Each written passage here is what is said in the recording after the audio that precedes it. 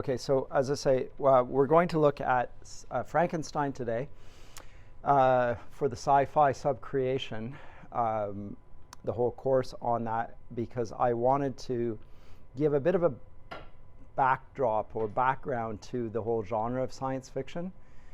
And I'm going to use two novels to do that, Frankenstein being the one that we'll look at today. Next time we'll go to H.G. Wells' First Men in the Moon.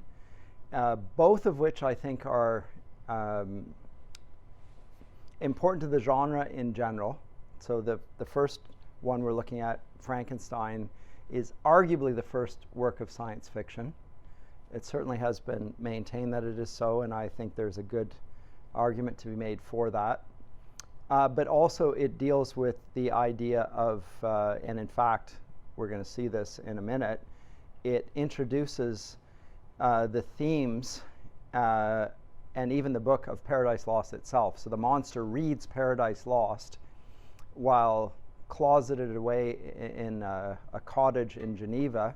He's hiding away, and when he reads it as a true history, and reflects upon his own creation in the light of that as well, and has and makes an analogy between Frankenstein, the scientist, himself, the creature, and God and Adam. Makes also and then also introduces the idea of Satan in this. So that will be helpful in a few classes when we see that C.S. Lewis in his sci-fi trilogy talks explicitly about the Garden of Eden.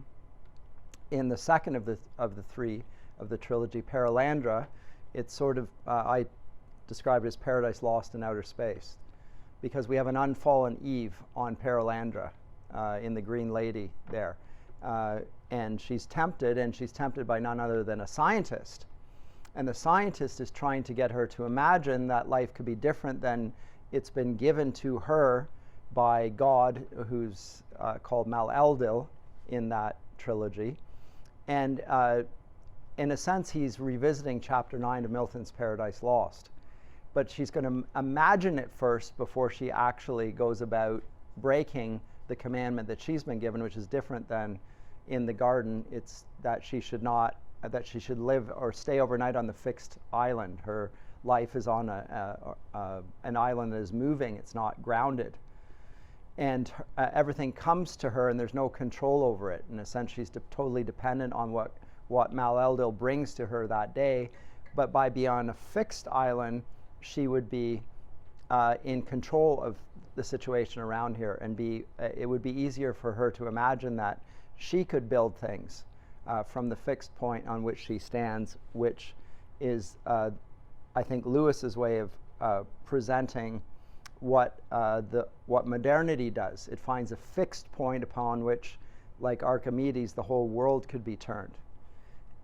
And for my liking, that is rooted back in Cartesian notions of human nature. And if you don't know what I mean by that, let me elaborate. So for those of you who've done 17th century lit or other classes, you probably have heard me say this already, but not all of you have been there for that. So Descartes' famous cogito, the cogito ergo sum, I think therefore I am, is famous for that phrase. And one way of rendering that, which you hear about frequently, is that Descartes establishes his being there, and that's inherent in the phrase cogito ergo sum, I think therefore I am. But what is ignored in that is that what leads up to that is more important than what he establishes, namely, he employs the method of doubt. And that's how he begins to the point where he is now at the fixed point of the whole intellectual cosmos, that he knows that he exists. But how does he get to that point? By doubting that everything else exists. In fact, he says that he is going to question the existence of anything he can't be clear and certain about. And it used to be the case that would include the heavens above him, and that the sun rose in the morning and set in the evening, that there were fixed constellations of the planets. And then Galileo came along Remember, Descartes is writing this in about 1640. His meditations. And Galileo's experiments are in early 1600s, 1608, 1609, thereabouts. And what Galileo's telescope discovers is that there are 4 planets circling around Jupiter, which are invisible to the human eye, but that flies in the face of the astronomy that he has inherited, which it suggests that everything revolves around the Earth. And now we find that there are moons that revolve around Jupiter, in other words, not around the Earth. So everything is not rooted in that. It's a breach in the model of astronomy that he has inherited. And so he can't be certain about the things that he had taken to be certain, that had been given to him, bequeathed as certain knowledge. And I happen to think that that is what leads Descartes on his questioning of things that he can see, like the idea then that the sun rises and the sun sets, which you can see with your eyes. He is no longer going to trust his eyes. He's going to have to question that is the case, and he's going to have to introduce the postulate of Copernicus that maybe everything is revolving around the sun and not around the Earth, in which case we on planet Earth are moving at great speed, even though we have no sense of moving at all. In other words, I can't trust my eyes at all, and this leads him to radical skeptical arguments about not being able to trust your senses at all. So how is he going to find a degree of certainty and the fixed point upon which he can live, just like, as I say, the Green Lady in Lewis's work Perelandra? Well, it's to establish things that he can be certain of. He can be certain of the fact that he's thinking, or that he's doubting, rather. And if he's doubting, then he's thinking. If he's thinking, then he exists. And there's the fixed point. But it's an internalized fixed certainty. It's not out there, it's only in here. So that begins the process of modernity, of finding certainty from within ourselves. Lewis talked about that. I talked about that last semester when looking at various of Lewis's works, the discarded image and so forth. But I just wanted to make the connection between that premise and Lewis's fictional enterprise, in which I think he is re-envisaging how this is all going to look and how it relates to his own attempt to question the premises of science fiction. Does that make sense? Okay, so from this little work on science fiction, it's behind me, it's really annoying. It's over here or over here, and both of them are out of view. So I'm not going to go over this whole work because I don't need to do that, but just simply note that at the very beginning he mentions H.G. Wells. Sorry, I'll make it a little bit bigger here. He says that I had read fantastic fiction of all sorts ever since I could read, including, of course, the particular kind which Wells practiced in his Time Machine, First Men in the Moon, and others. And then he becomes aware that these are very popular in American magazines and so forth, that other people are also interested in this. And then he finds that there are a wide variety of types of science fiction.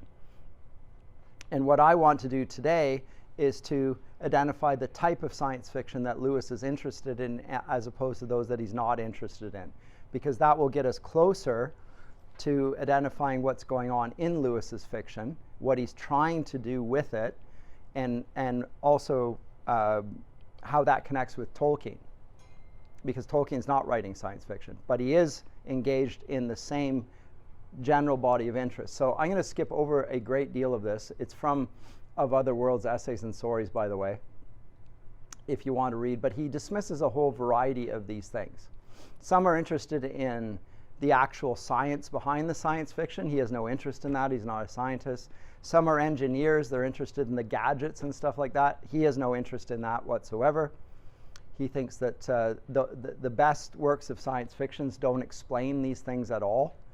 It just sort of happens. We don't get into the intricacies of that because it's geeking out too much.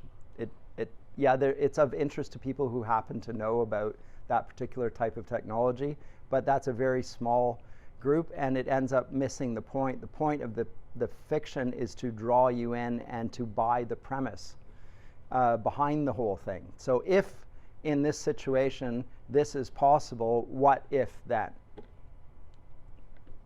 So it's the suspension of disbelief, which Coleridge says constitutes poetic fiction. You have to be able to suspend your disbelief long enough to go along with what the storyteller is writing.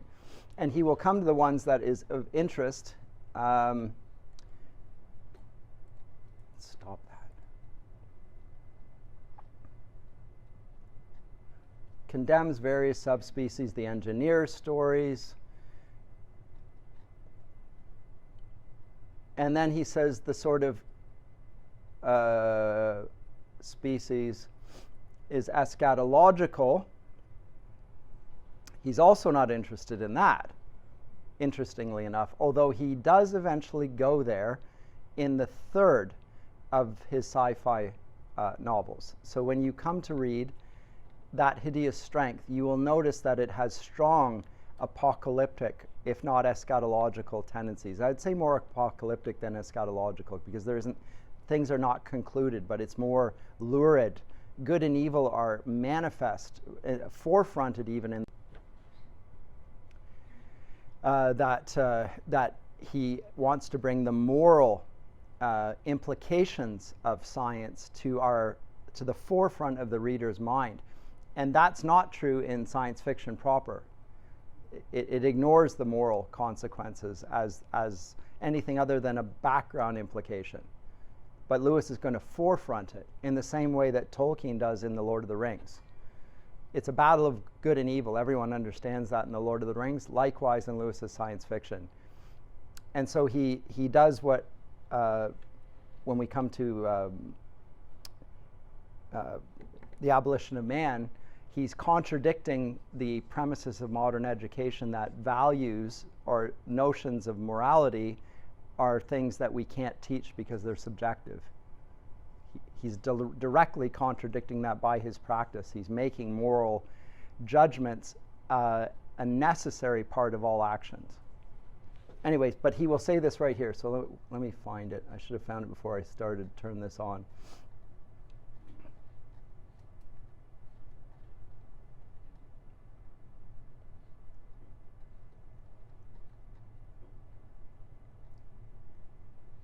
Oh, there it is.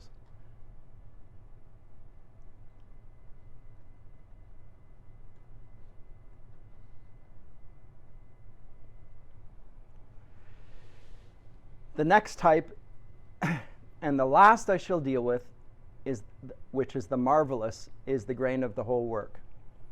We are throughout in another world, and what makes that world valuable is not, of course, mere multiplication of the marvelous either for comic effect, like Baron Munchausen and Ariosto and Boiardo, for mere astonishment, but rather in other terms. And he will include under this category of science fiction what? The Odyssey. Science fiction? He says what the type of science fiction of which he is interested shares in common a perspective on life that he also finds in the Odyssey, the Hymn to Aphrodite, much of the Kalevala, the Finnish epic, the Faerie Queene by Edmund Spenser, some of Malory, think of King Arthur and the Knights of the Round Table, Novalis's Heinrich von Ofterdingen, the Ancient Mariner, Christabel, Beckford's Vathek, etc., etc. A whole bunch of works by MacDonald's, Tolkien's Lord of the Rings, and others, and some of Ray Bradbury's stories. Note that he's including in that broad description a number of works that normally don't get thrown together. And what they have in common is the fantastical, but the fantastical and the miraculous in a sense that has a moral weight and impression upon us. There's a strong sense of talking about something that is utterly imaginary and yet seems utterly real.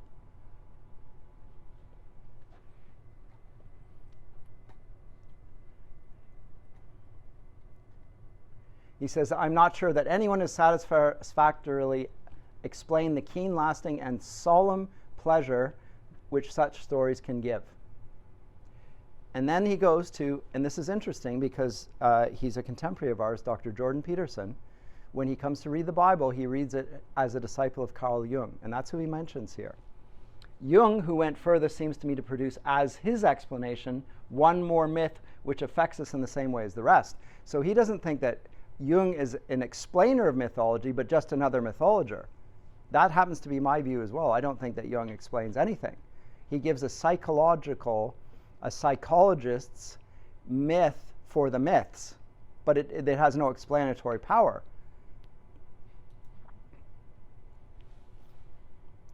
You can say that you notice certain features in different works of literature that they share in common, and therefore that there is a central myth to them all. But that's just an observation, and it has no explanation for what they are or why they are or what the meaning or significance of that is.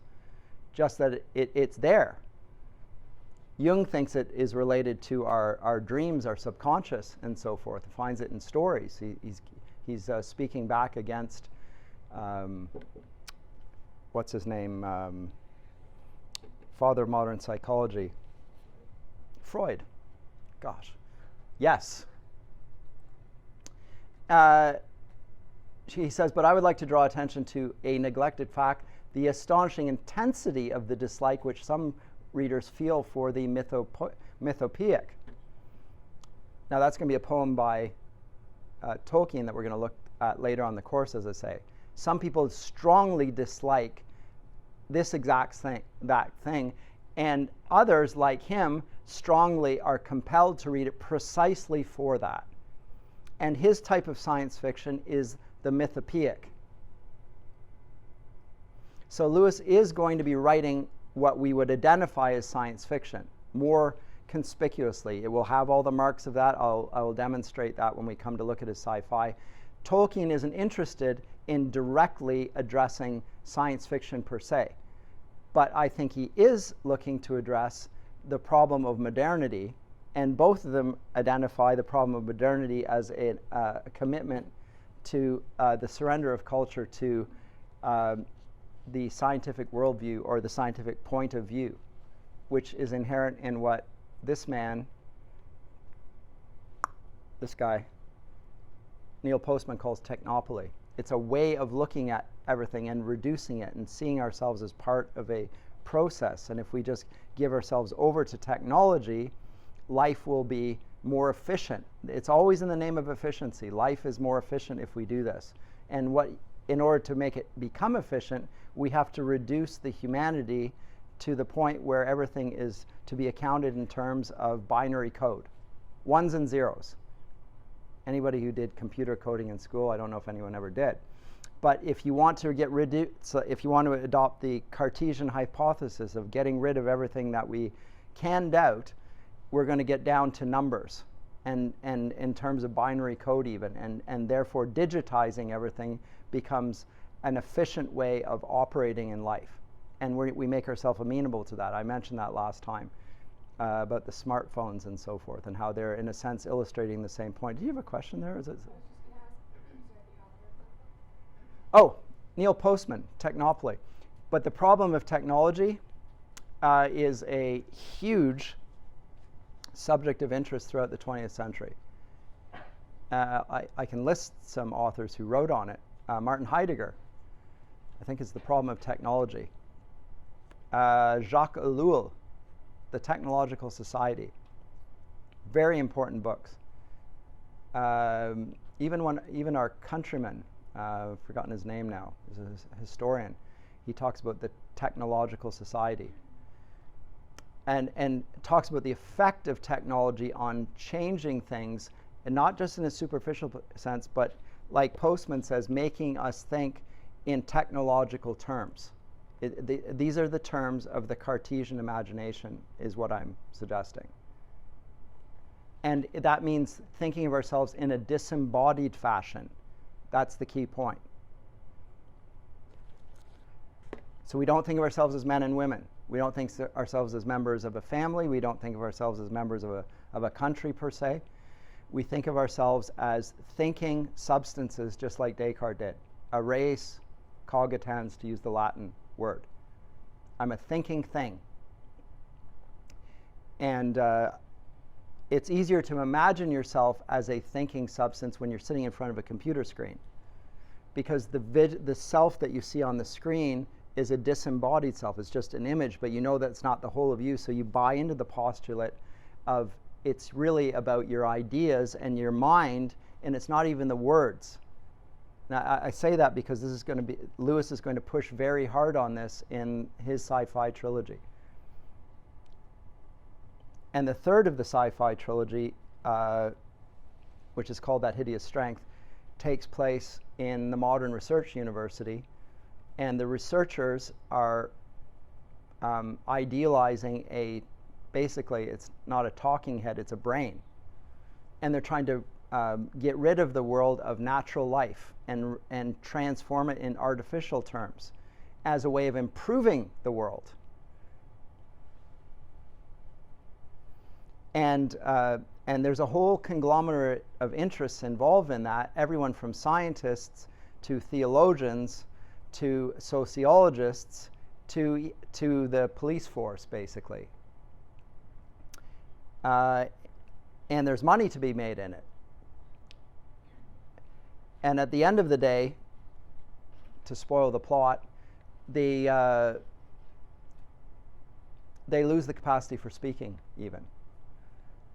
So gibberish comes out, like the Tower of Babel. They speak in ways that are utterly incomprehensible. So they reduce human nature to its lowest form, which is the Cartesian thinking substance, and they find that there's nothing left. They open themselves to the demonic, which is what Lewis is suggesting is behind this whole premise to begin with. There's a demonic attack on. So let me step back on this and say this, and this is not novel to me, but I did think it was at one point, which is that in the early church fathers, the discussions were theological, related to the Trinity or the two natures of Christ. Those are the basic early church creedal statements, talking about those two things, the primary things. Those are declaring who God is and his nature and so forth, and how we relate to that God. Those are not the basis, at least the basis of the primary assaults in our age. The basis of the primary assaults in our age are anthropological, not theological. They go after the creature. And Descartes is the main causeway over which those attacks come. That's my take on it,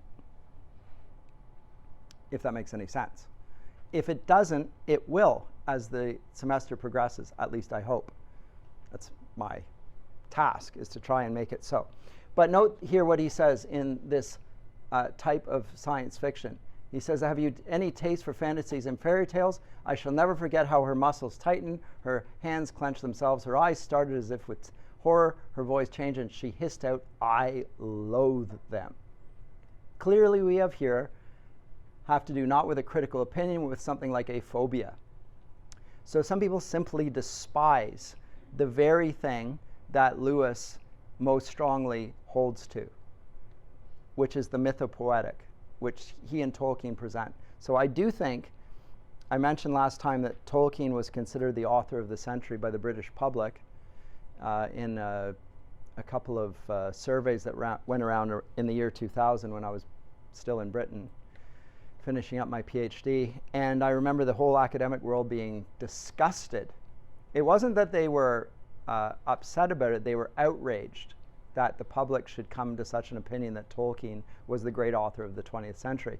I laughed almost out loud. I probably was out loud, because I knew that it wasn't just that they thought he wasn't worthy to be studied, they actually hated what he did.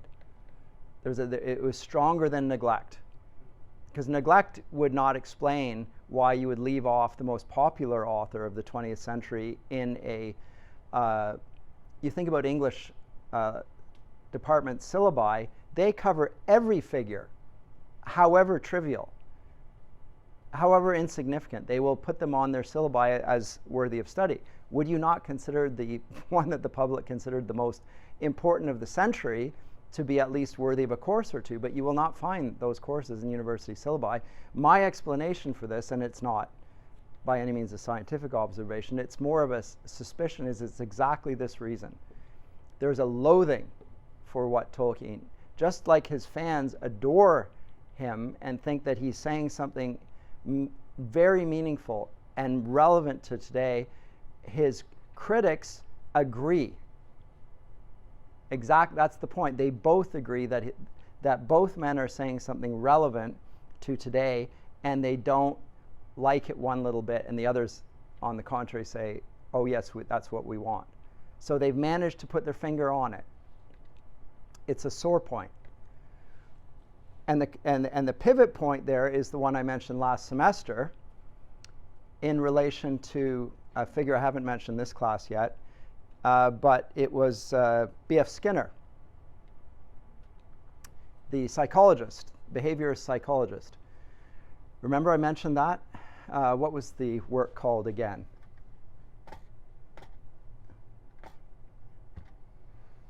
Remind me. B.F. Skinner. Oops.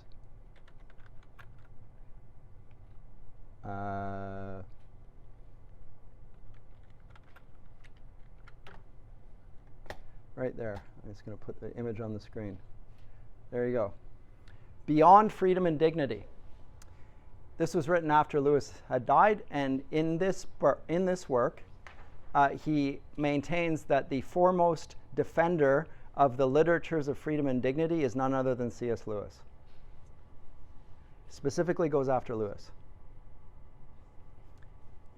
And says that there's a claim of freedom in the literatures that Lewis defends, and there's also an inherent dignity to humanity that will resist my attempt as a psychologist to condition people to be better than they actually are.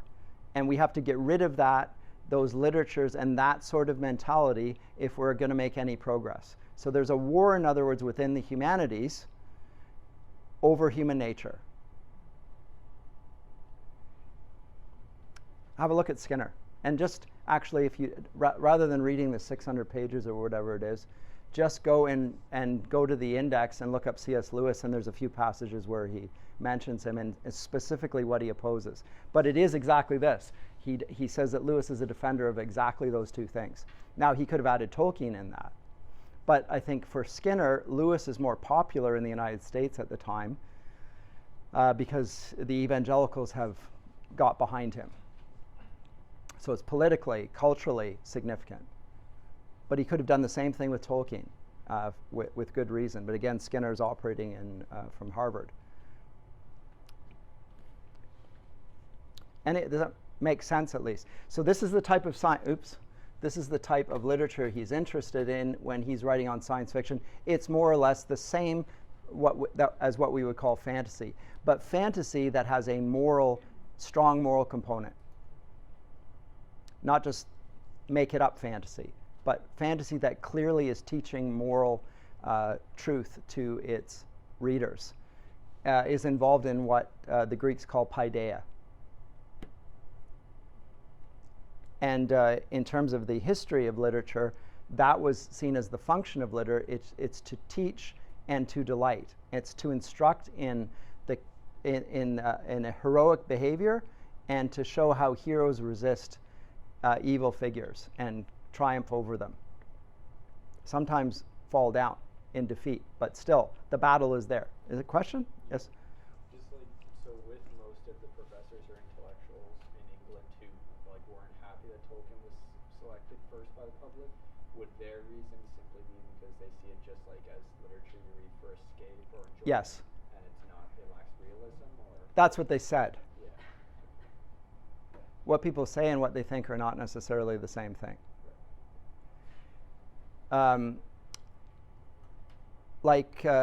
I found over the years, so I'm an adult convert. I've noticed when people give you their objections to God, they'll give the ones that are the least embarrassing to them. the most defensible publicly. Well, he's, it's not great literature.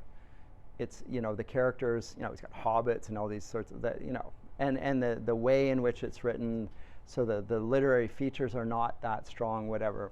And yet they will teach fiction, which is infinitely inferior, and make no such objections. I think the real objection is the one that I've named. Yeah. Same with objections to God. Most people's objections to God are behavioral. I don't like it because it's telling me that I can't have sex outside marriage. That's 90%. 90% right there. But they're not going to say that because they realize that that is not a very good defense, although it's the truth. They'll say, well, I'm not sure that he can exist. How could you ever prove it? And they'll question the authority of Scripture. They never looked into these things at all. They've never spent any time looking at the very things that they say are the obstacle to them coming to faith. The truth is, they want to do what they want to do, and if God exists and has said certain things about it, then they'd have to give an account on that and defend that, and they don't want to talk about that. Same thing here. I think they have a strong visceral dislike of everything that he is presenting as of most importance. That's my sense, basing it on what Lewis says here, but you will see it elsewhere. You may or may not agree. That's my best explanation. Other comments or questions before I pivot to Frankenstein? Okay, well then.